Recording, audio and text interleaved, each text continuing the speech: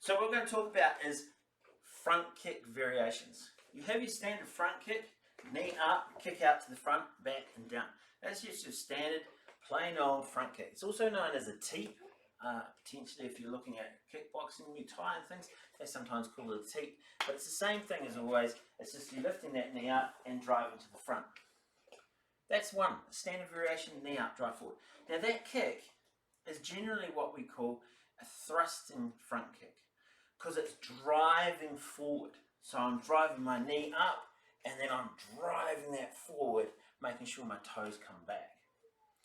The second variation of a front kick is what we call a snap front kick. And that's where I'm here and I snap my kick up. It's powerful in a kick. And instead of driving through a target, it's short, boom, and it hurts a lot. And that's why karate goes pretty much always use that, boom, snapping up. Now the way to do your standard snap front kick is slightly different to your thrusting kick. For this one, you bring your knee up, but not quite as high, and you bring your foot up here. So instead of being here and thrusting forward, we're here. We've got our foot and this thigh is on this angle. Now what this is doing is it's stretching that muscle there. That means you get more speed, so that when you can go and you kick it up, as opposed to up and kick forward. This one, it's snapping. It's a snap motion, and that's coming up to here and then snapping forward. That is a close range kick. Your other kick, standard variation one, is a bit more of a longer range kick. Your snapping kick is a lot closer. So that's two variations. Third variation on your standard kind of front kick that you can do is your front leg.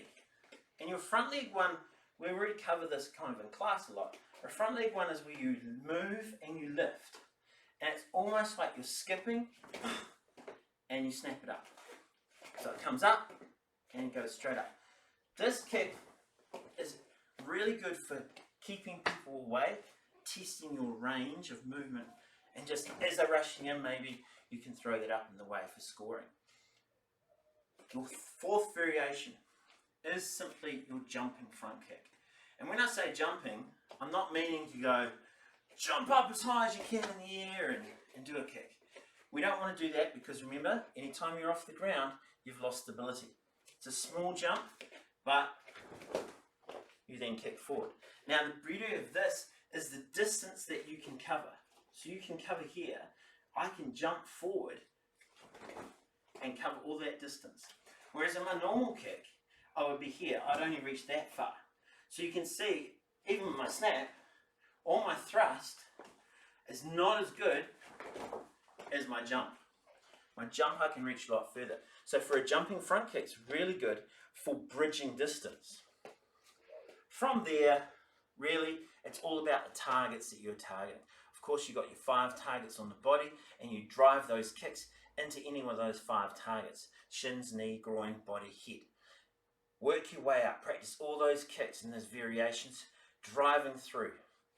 Again, going through it, knee up as we always do, standard variation, thrust kick. Just coming up and driving forward.